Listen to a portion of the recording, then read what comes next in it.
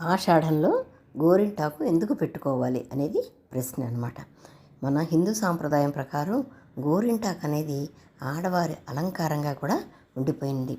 ఆషాఢంలో వాతావరణం మార్పు జరుగుతుంది కాబట్టి ఎండలు పోతూ వర్షాలు పడతాయి. హఠాత్తుగా వచ్చే ఈ మార్పుకి శరీరంలో అంత మునుపు ఉండేటువంటి వేడి తగ్గడానికి గోరింటాకు పెట్టుకుంటారు. ఇది సైన్స్ ప్రకారం కూడా చెప్పారు, పెద్దలు కూడా ఇదే చెప్తున్నారు.